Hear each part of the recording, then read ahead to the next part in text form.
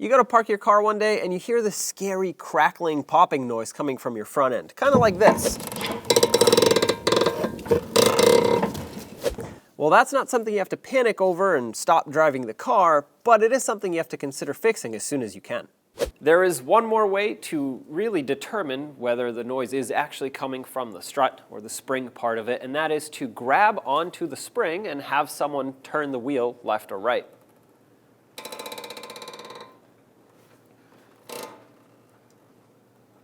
I know that you can't feel through the video, but I can feel with my hand on it, and you will if you have this problem. If you touch the spring, it'll feel like it's jumping back and forth every time you hear that creaking noise. Whatever front end components you need, it is often recommended that you replace them in pairs, both left and right at the same time. Now, we get our parts from oneauto.com because they make it very easy to get those pairs in just one click, since we offer a lot of kits. So check us out. Now, let's get this strut out of the vehicle and on the spring compressor so we can take it apart and find out exactly what failed.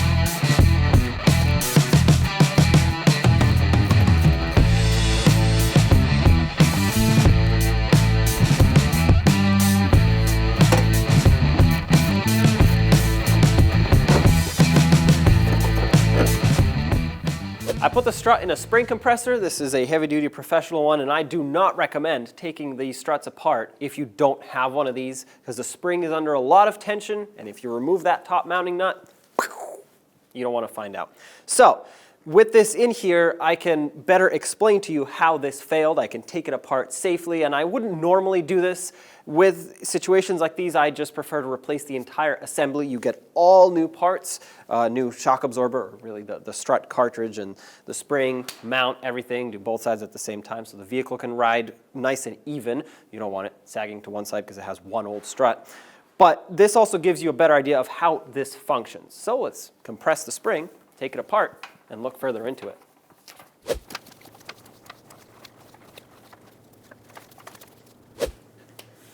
And with it compressed, we can safely remove that cap and remove the mounting nut. Hold the strut from the bottom so it doesn't fall if you're going to do this. Give it a couple taps with the impact. A lot of times the rubber gets stuck on here. There we go. All right, this comes out the bottom. The boot can stay in there, and this is our culprit. There's multiple moving parts here that we're going to be able to take apart. Now there's this, and there's also bearing inside here that does the spinning. I have the strut mount in a vise, and I took it apart so I can show you how this works. There's a metal sleeve here with a plastic cap, basically, for the bearing. And then inside here is the bearing with a bunch of different components. This is the outer race and the cage, and then the inner race is down there. And of course, all of the little ball bearings with grease that spin. Now this, when it's all together, should be sealed up. Well, obviously the seal has started to fail because this grease isn't really in perfect condition, and the bearing itself has started to fail, creating extra pressure when turning. So when this is all together, I'm obviously not going to be able to get it together perfectly, but when it's like this and it tries to spin, well, it keeps getting stuck, and that's where our noise was coming from. Instead of this freely spinning, and I can demonstrate that on the new one right here.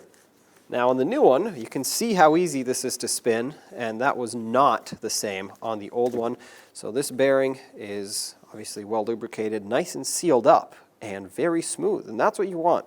When it starts binding up, it actually starts turning the whole mount. Well, it can because it's bolted on, but that's what happens to the spring here. You hear that pressure trying to twist, twist, twist, boom, it bounces back because it's bolted on, and then you turn more and twist, twist, twist, boom, it bounces back. And that's our noise. Now that we've seen the failure points, let's install the new parts.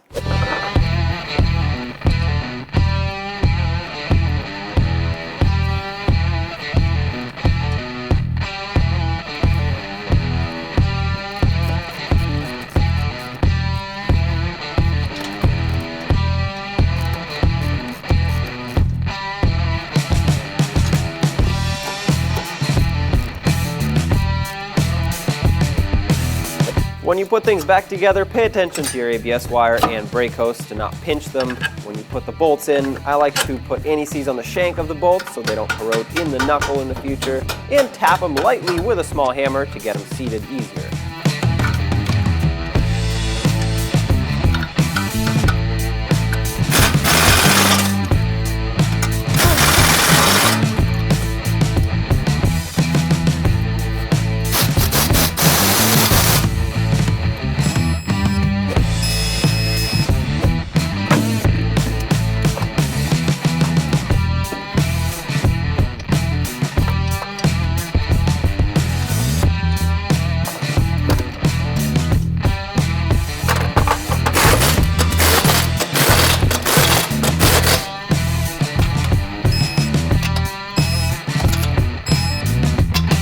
Make sure you torque everything down to spec so that it's not over-tightened or under-tightened.